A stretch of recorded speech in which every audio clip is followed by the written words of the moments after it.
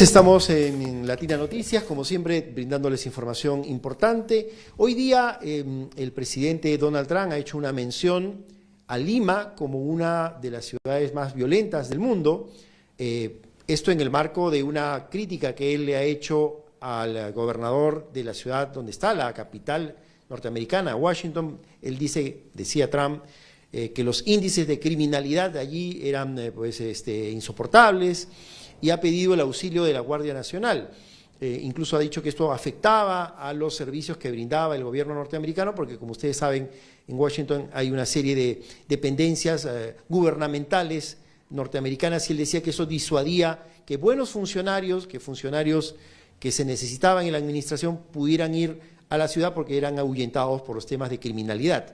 Vamos a conversar con el señor Ricardo Valdés, ex viceministro del Interior y experto en temas de seguridad, para comparar si es que efectivamente Lima es una de las ciudades más violentas y un poco también conocer la realidad norteamericana, la coyuntura norteamericana en general en la zona, en el área.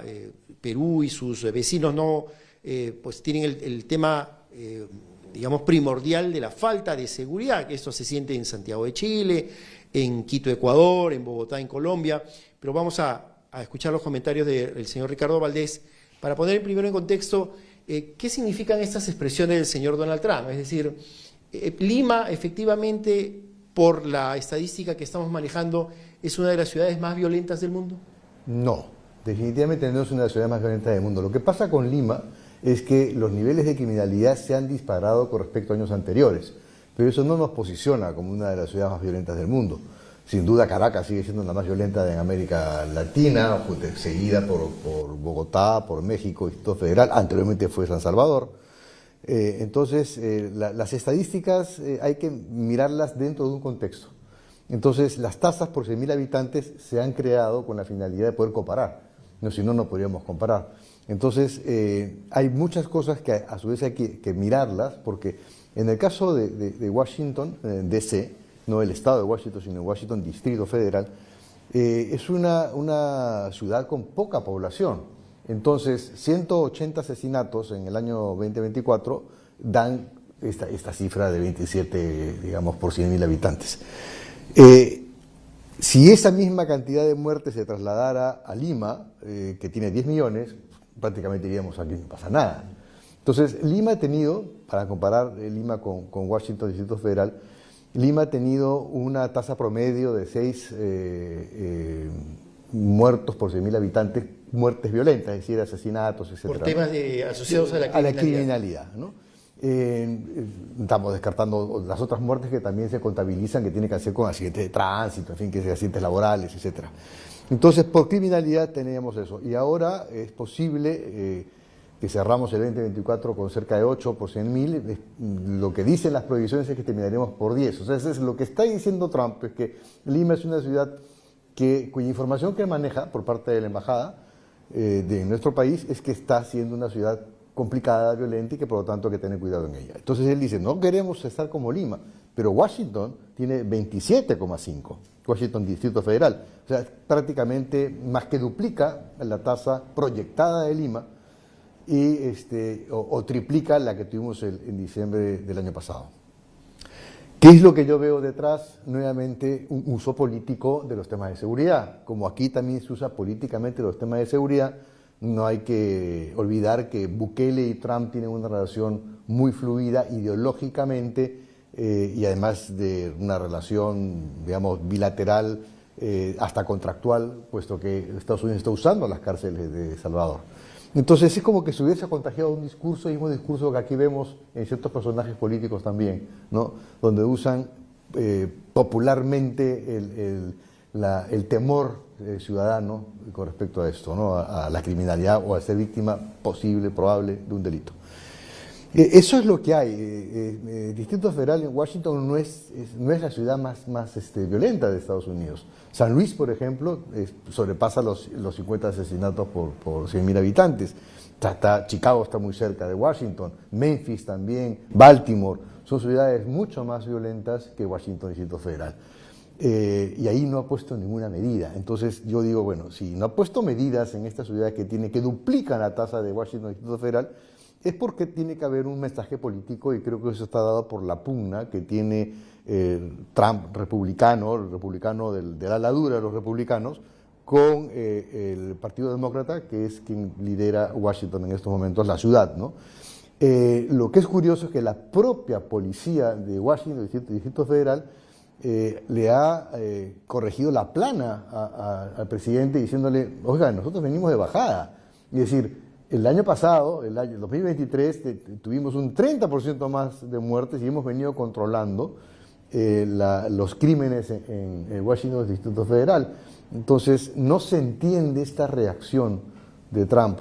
Y claro, para él tiene a su vez una narrativa con respecto a los latinoamericanos que quieren vivir en Estados Unidos y que los enfrenta desde el punto de vista de la migración irregular, pero como que nos está colocando a todos en un mismo saco, ¿no? O sea, dice, ojo, el latinoamericano es peligroso, el latinoamericano puede ser de un cártel de narcotráfico, el latinoamericano puede ser de un grupo delincuencial como el Tendaragua, el latinoamericano es peligroso. Entonces, y por ahí desliza, y en Washington hay pues harta población migrante también, ¿no? Entonces, ahí hace que la gente establezca las conexiones y diga, estamos mal porque hay migración. Y están mal, no porque hay migración, están mal por otros factores. Por ejemplo, si bien Washington, el Distrito Federal, tiene unas normas muy estrictas con respecto a las armas, las ciudades vecinas no. Entonces hay un uso de las armas de fuego y una facilidad para adquirirlas muy grande en buena parte de Estados Unidos, y Estados Unidos por eso tiene tasas mucho más altas en ciudades importantes que las ciudades más importantes del Perú. Bueno, esto, digamos, la información que traslada Trump a los ciudadanos tiene que ver con esta mirada hacia adentro que tiene Norteamérica, es decir, que se conozca, por ejemplo, mucho de política exterior en el ciudadano promedio norteamericano es un poco difícil. La mirada muy difícil, más sí. bien es centrada en los problemas internos del propio Estados Unidos. Claro, en estos momentos él tiene también problemas internos el gobierno republicano. Las encuestas no le están dando, digamos, la razón a Trump con sus medidas. Sin duda, estas digamos, decisiones que ha tomado con respecto, por ejemplo, al programa de salud de Estados Unidos no ha caído bien. Ha pasado con las justas decisiones, con el voto dirimente del vicepresidente han pasado algunas decisiones también. Entonces no está en su mejor momento. Él viene, aparentemente además las acciones sobre la base de los aranceles no han caído bien, está agotando rápidamente las relaciones con otros países del mundo, tiene un trato muy áspero.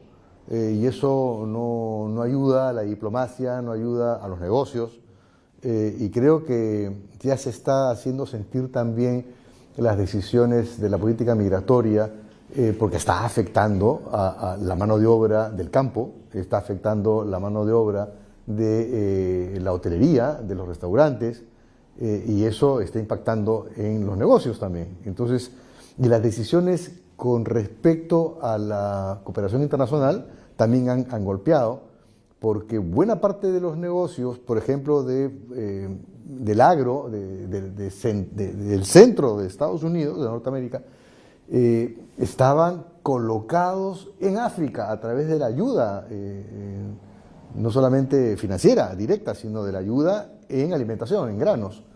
Y ese negocio se acabó. Entonces también, así como de la noche a la mañana se acabó la cooperación, de la noche a la mañana se acabaron los negocios para buena parte de los agricultores de Estados Unidos que eran votantes de Trump. Entonces tienen problemas. Bueno, usted nos señalaba al inicio de esta conversación, estamos conversando con el señor Ricardo Valdés, que ha sido viceministro del Interior, es un experto en temas de seguridad, que está cobrando mucha aceptación el discurso de la mano dura. Sí. Es decir, aquel gobernante que, por ejemplo, en el caso del señor Bukele, crea una megacárcel en condiciones que han sido bastante cuestionadas por Naciones Unidas, por ejemplo, pero para la población en general se ve como que un gobernante que está haciendo algo, ¿no? Que ha reducido los índices de criminalidad. Trasladándolo eso al Perú, la mano dura ¿Va a ser un elemento fuerte de la campaña? Aquel que prometa, ya estamos, por ejemplo, hablando desde el Ejecutivo, se habla de salir de la competencia de la Corte Interamericana. ¿Qué tanto pesará ese discurso en estos meses políticos que tendremos por delante? Las encuestas acá dan cuenta de que el discurso de la mano dura está haciendo que estos candidatos se estén posicionando en los primeros puestos. Hay que decirlo con toda franqueza. ¿Y eso por qué se está dando? Se da porque, lamentablemente, la capacidad del Estado peruano para lidiar con diversos tipos de criminalidad es muy limitada. Es más, yo diría que hasta vamos en retroceso en algunas de las peleas más fuertes que tenemos. Por ejemplo, comparamos las cifras del INPE, de los presos que hay por extorsión, y tenemos menos presos que tuvimos, comparativamente, que en el año 2019. Sin embargo, en el 2019 teníamos un promedio de denuncias bajísimo. No llegábamos a las 2.500 denuncias en total en todo el año. Y aquí estamos acumulando denuncias en torno a los 30.000 por año. Entonces, y no crecemos en presos. Y ese es el indicador más claro del éxito que tiene no solamente un Poder Judicial, sino que el Poder Judicial se alimenta de trabajo policial. Es decir, no penalmente hablando. Entonces estamos fracasando en este proceso porque no estamos capturando extorsionadores. Sin embargo, la extorsión se viene convirtiendo en el principal delito que hay en estos momentos en el Perú, sobre todo en la costa peruana y sobre todo en Lima. En encuestas que hemos hecho a través del Observatorio del Crimen y la Violencia, yo soy parte de ese observatorio, una encuesta hecha por una encuestadora prestigiosa, por Ipsos, hace cuestión de un mes y medio, establece que los limeños, un 50% de los limeños, han visto cerrar un negocio como consecuencia de la inseguridad en el último año. Eso significa, sí, y hay un impacto muy fuerte en la economía. Y por otra parte, estamos viendo cómo algunas estrategias de gremios extorsionados como transportes están trasladándole al usuario el costo de su extorsión, porque ya se han visto imposibilitados, han accedido a pagar y dicen, ok, lo que yo pago se lo subo en el pasaje, ¿no? Entonces, ante ese escenario de crecimiento de la inseguridad, el político dice, yo lo voy a combatir, pero no ofrece yo no he escuchado de ninguno hasta ahora, un análisis sereno, multidimensional, de lo que está pasando en el país y de cómo debe enfrentarse. Porque si hicieran ese análisis, se darían cuenta que no es un problema de penas más altas o más severas, es un problema de gestión institucional y es un problema, a su vez, de ser más eficientes en la administración de la justicia. No requieren penas más duras, las tenemos durísimas en el Perú, son penas muy altas y además acumuladas, porque se pueden acumular procesos. Entonces, por ahí no va, no es un problema normativo, es un problema realmente de gestión. Es decir, en los casos ya famosos de este pobre suboficial que muere porque se compró pues un chaleco de segunda, digamos, Bamba. Que no tenía una categoría. No, pues no tenía categoría. Así es, ¿no? Entonces, y ya muere, pese a tener con las aberturas a los costados, qué sé yo. Revisando el presupuesto del Ministerio del Interior, por más que, no sé si el ministro, comandante general, dijeron que no tenían el dinero, encontré 9 millones de soles sin ejecutarse, o sea que con ejecución cero para la adquisición de chalecos antibalas. Lo que ha dicho el ministro es que hicieron una licitación que se cayó porque los proveedores o los que iban a participar en la licitación presentaron información fraudulenta y que por eso lamentablemente... Claro, pero son 3 años sin chalecos. Entonces, algo pasa, ¿no? O sea, hay tema de función, lo que decía. Claro, es tema de gestión, ¿no? ¿Cómo gestiono yo mis recursos y cómo gestiono todo lo que se requiere para tener una mayor cobertura de seguridad? Por ejemplo, tenemos, y eso lo advirtió el excomandante general Angulo en el 2023, dijo, el 50% de mi parque automotriz está inoperativo. De ese 50%, ojo, que todo lo que es a nivel del sector del Estado, los vehículos, la planta de vehículos más grande es la del Ministerio del Interior y Policía Nacional. No hay ningún otro sector que tenga la mayor cantidad de vehículos. Pero de esos inoperativos, que eran el 50%, la mitad se podían recuperar, porque le faltaban las llantas, porque no tenía la batería, con temas menores, recuperables. Hasta ahora no se han recuperado. Entonces, eso es otro indicador de que hay problemas de gestión. Ahora, usted nos decía, por ejemplo, que en promedio en Lima era 6 personas muertas por crímenes violentos por 100.000 habitantes. Sí. Estábamos en 8 y sí. La proyección es que terminará en 10. Sí, eso es la proyección que aparentemente, según si trazásemos la línea de la curva que viene siendo ascendente, y si le damos la misma continuidad de ascenso, es posible que lleguemos a 10 por 100.000 habitantes, que sería la más alta a nivel de las ciudades de Lima, de las más altas, y de las más altas históricas también, ¿no? Ahora, ¿eso cómo nos sitúa con los vecinos? En términos, yo sé que hacer comparaciones sobre cifras con personas que han fallecido en un crimen violento pudiera parecer pues baladí, pero digamos es una comparación como para ver cómo estamos con otras ciudades. Digamos, no tenemos tanta información, porque eso es algo que también nos falta, inversión en estadística y en tecnología y en informática para justamente manejar mejor la información que está, pero que no podemos procesarla. Si lo hacemos por países, yo diría que estamos en el tercio inferior de América Latina, ¿no? Lo cual, ¿la situación se ha venido deteriorando, podríamos decir? No, se ha venido deteriorando y estamos ubicándonos, estamos entrando a media tabla, pero en términos generales hemos estado por debajo, en el primer tercio, bajo, es decir, con menos muertes, ¿no? Y hay un tercio con más muertes. Y ese tercio con más muertes, como países, Venezuela, México, Colombia, y Ecuador estaba con nosotros, pero Ecuador, por diversas decisiones de otra naturaleza que no vamos a comentar acá, ha estado teniendo unas tasas en 2023 altísimas, de 40 muertos, 40 muertes por 100.000 habitantes.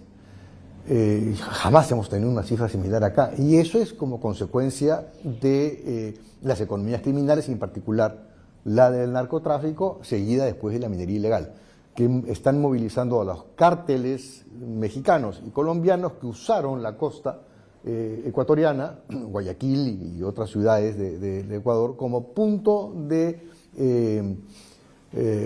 conexión para trasladar la droga, y las pugnas entre las organizaciones criminales que se empezaron a manejar, como es usual en América Latina y en el mundo, desde los penales se manejan las organizaciones criminales, ¿no? Entonces, ese es el caso, por ejemplo, del Tren de Aragua en Tocorón, es el caso del Comando Bremelo en Río, o el Primer Comando Capital en Sao Paulo. Todas son organizaciones que se manejaron desde las cárceles.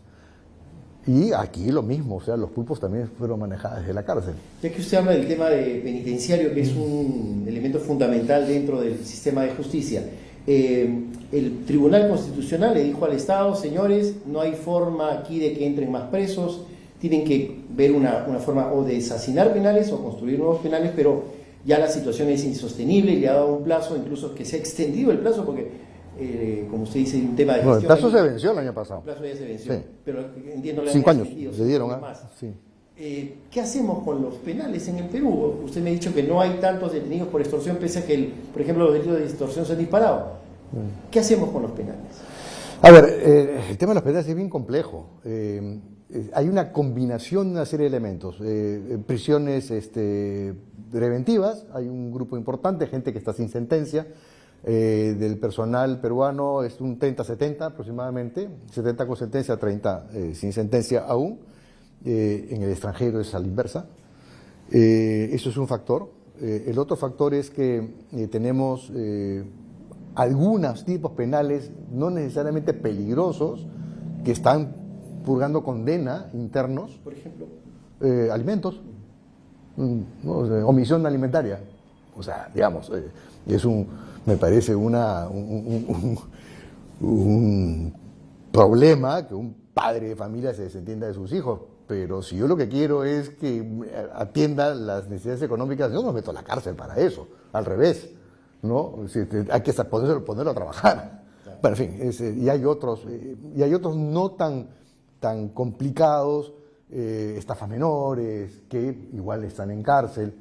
Y así habría que hacer un seguimiento. Hay obviamente robo agravado, que merece cárcel, y el sicariato, el homicidio, la trata de personas, el narcotráfico, ¿no? Esos están obviamente en cárcel. Tenemos 69 establecimientos penitenciarios y cerca de 102.000 internos. Eso es la realidad, ¿no? Pero también hay un número de, por ejemplo, gente que ya está por encima de los 70 años, ¿no? Eso creo que los puedes manejar ya con algún tipo de los grilletes electrónicos.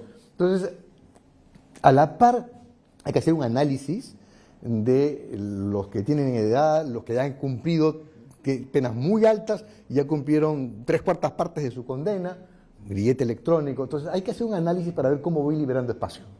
Por otra parte, hay que redistribuir, porque así como hay penales que tienen sobresaturación, hay penales que todavía tienen campo. Entonces, hay que redistribuir. Entonces, y lo otro es, esto en paralelo tiene que haber un proceso muy agresivo de construcción, a través de obras por impuestos, con facilidades, una ley que habilite quizás la construcción y que dé facilidades al sector privado para poder entrar en esto. Y por otra parte, también se requiere de gestión. Y hay ciertas cosas que hemos detectado también en el observatorio, y es que si, por ejemplo, invirtiéramos en controlar el ingreso a los penales, no tendríamos extorsión desde los penales. Porque al estar el ingreso a cargo del propio INPE, ese funcionario del INPE o es corrupto o está amenazado. Entonces, quien maneja el ingreso de personas y artículos a los penales son los internos del penal. Entonces, ahí estamos mal. Hay que cambiar. O sea, hay decisiones de gestión, como las que le acabo de mencionar, que nos cuestan mucha plata, que eso es una decisión donde dice, bueno, vamos a ordenar la casa. Eso falta, ¿no? A la par que hay que tener un plan agresivo de construcción de penales. ¿Sí? Para ir culminando, generalmente cuando se confronta a los encargados de la seguridad, llámese ministro del Interior, director general de la policía, se suele responder que hay una percepción de inseguridad muy alta, pero que digamos, los delitos no es que sean tan altos, o sea, no es que haya, digamos, o se haya elevado peligrosamente los delitos, sino que la ciudadanía siente que hay inseguridad, y también nos echan un poco la culpa a los medios, ¿no? Dicen, los medios de comunicación que ponen los asaltos y los robos también incrementan la sensación o la percepción de inseguridad. ¿Es percepción o es que de verdad que estamos escalando en crímenes? Las dos cosas. Y se lo explico así de fácil. La percepción es el miedo que uno tiene a ser asaltado en el año que viene. La victimización es la veces que uno fue asaltado en el año que pasó, ¿no? De aquí hasta atrás. Eso es victimización. Y la victimización, que por cierto la mide el INEI y la estuvo midiendo muy bien y ahora ha bajado su nivel muchísimo, es una crítica saludable al INEI para que mejoren, que regresen a los informes que teníamos hace 1 año y medio atrás. Ahora son unos informes muy ligeros, no discrimina por ciudades, en fin. Sin detalle, digamos. Sí, también es largo de explicar, pero ha habido una baja en la calidad. Y yo creo que ya están haciendo un uso político de eso para justamente masajear un poco la presentación de las cifras. Pero regreso a la pregunta. Hay de las dos. Y claro, el temor que uno tiene es porque, por ejemplo, no tenemos asesinatos. Los asesinatos se vienen disparando. Eso no lo mide el INEI. Y eso se ve en las calles. Es el auge del sicariato asociado al asesinato, la extorsión, ¿no? Que también se ha disparado en 700% con respecto a los últimos años.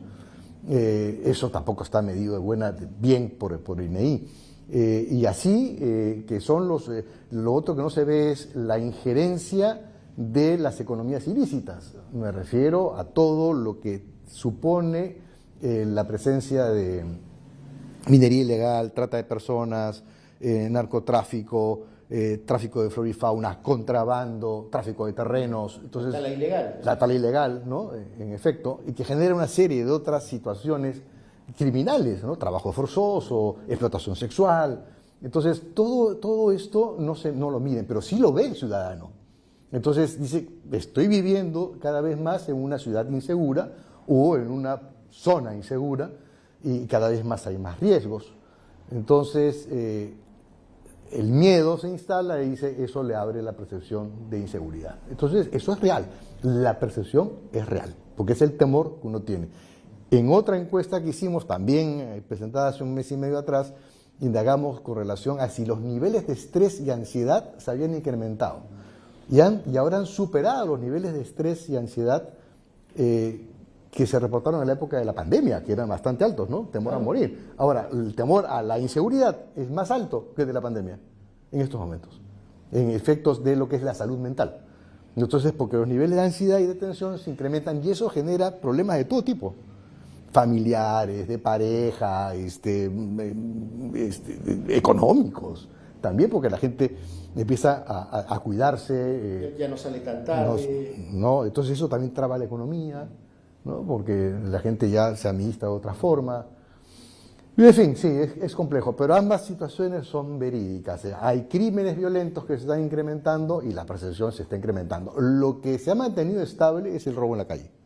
Eso se ha mantenido estable, o sea, alto igual, más o menos estamos en el orden del 28% promedio nacional de ciudades de más de 50.000 habitantes, y eso es alto, ¿no? O sea, digamos, criminalidad organizada, que usted ha enumerado bastante bien, y, digamos, criminalidad ya más común, asociada. Crimen común, delito común. ¿Podríamos llamar extorsión, por ejemplo? No, extorsión es crimen organizado. Delito común es el arrebato en la calle, ¿no? El celular, no el robo, el bolsiqueo en el carro, qué sé yo. Eso está estable, hace varios meses está estable, está en el orden del 28% de victimización, nuevamente. Es decir, es casi 3 de cada 10 peruanos que han tenido un robo en la calle en el último año. Igual es muy alto. Es alto igual, ¿no? Claro, es 3 de cada 10. Y si lo vemos como familia, más todavía, ¿no? Pero eso es lo que está registrado por INEI. Antes era más, antes era 4 de cada 10. Don Ricardo Valdés, ha sido usted muy amable, ex viceministro del Interior, experto en temas de seguridad. Lo vamos a seguir convocando para analizar ahora ya que empiece más adelante, en los próximos meses, la campaña electoral, analizar de repente algunas propuestas, si es que estas son viables o no, y si está un poco jugando con el modo en que la gente quiere que las autoridades reaccionen ante los temas de inseguridad ciudadana. La información que tenemos hasta ahora, adelante con ustedes en estudios.